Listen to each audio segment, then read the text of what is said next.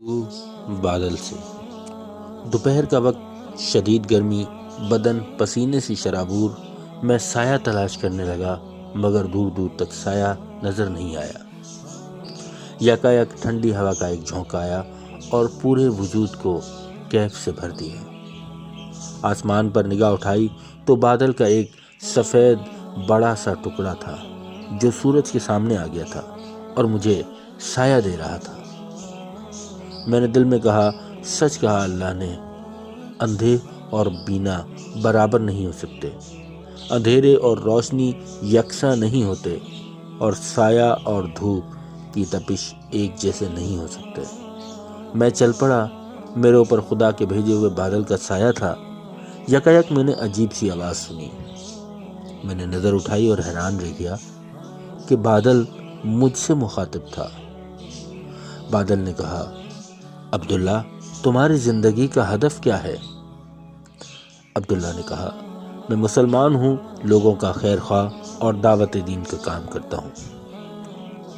بادل، مسلمان تو ہم سب ہیں، ہمارا بھروسہ اللہ پر ہے، اللہ کی توفیق سے دین کا کام بھی کرتے ہیں، لیکن پھر بھی لوگوں سے بہت نمایاں اور منفرد ہدف تمہارا ہونا چاہیے۔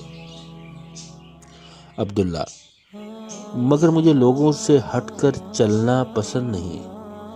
بادل، مگر واقعہ یہ ہے کہ جو لوگ پہلے ہوا کرتے تھے وہ لوگ آج ہیں ہی نہیں۔ عبداللہ، اس کا کیا مطلب؟ بادل، اس کا مطلب وہی ہے جو عبداللہ بن عباس نے بتایا تھا۔ انہوں نے کہا، ذهب الناس وبقي الناس، لوگ چلے گئے، نسناس بچے رہ گئے۔ میں نے پوچھا، نسناس کون لوگ ہیں؟ فرمایا، جو شکل سے آدمی ہیں مگر حقیقت میں آدمی نہیں۔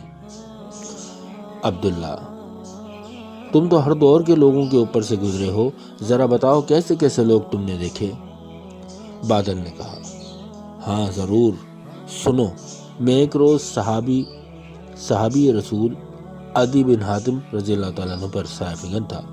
میں نے انہیں کہتے سنا، نماز کا وقت شروع ہوتا ہے اور میں نماز کے لیے بے چین ہو جاتا ہوں۔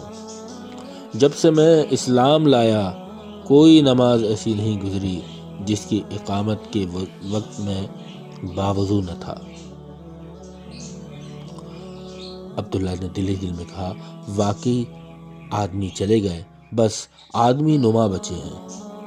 بادل نے کہا، اور سنو، صحابی رسول زبیر بن عوام کے انتقال کے بعد میں نے دیکھا کہ ان کے دوست حکیم بن حزام رضی اللہ تعالیٰ عنہ ان کے بیٹے عبداللہ سے ملے اور پوچھا، میرے دوست پر کتنا قرض ہے؟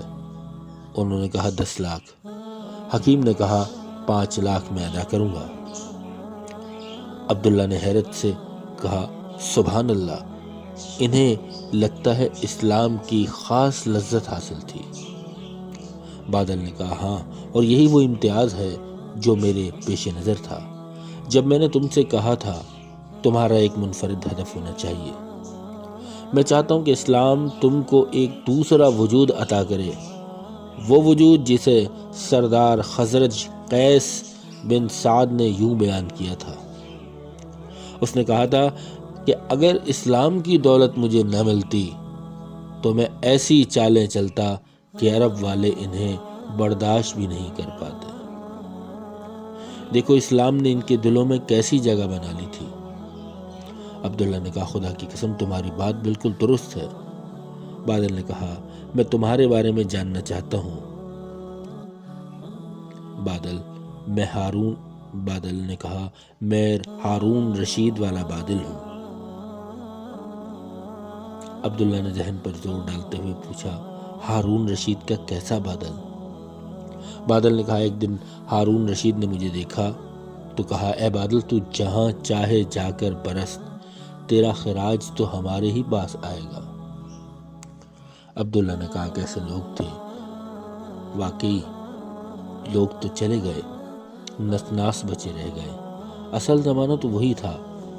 بادل نے کہا، میں سمجھتا ہوں زمانے میں کوئی فرق نہیں آیا، آسمان اب بھی وہی ہے، زمین اب بھی وہی ہے، میں بھی وہی ہوں، مگر عبداللہ دراصل لوگ بدل گئے۔ عبداللہ کی آنکھوں سے آنسو کا چھوٹا سا قطرہ نکل کر رخسار پر بہہ پڑا۔ عبداللہ نے کہا کیا کریں، کیسے کریں؟ بادل نے کہا میرے جیسے بن جاؤ، بادل نما انسان، تمہارے اخلاق و کردار میں بلندی ہو، تمہاری سرگرمیوں کا معیار اونچا ہو۔ مجھے دیکھو، زمین کو حیات بخش پانی دیتا ہوں، تم لوگوں کو حیات بخش پیغام ربانی سناؤ۔ میں زمین کی پیاس بجھاتا ہوں، تم لوگوں کو جہنم کے عذاب سے ڈراؤ۔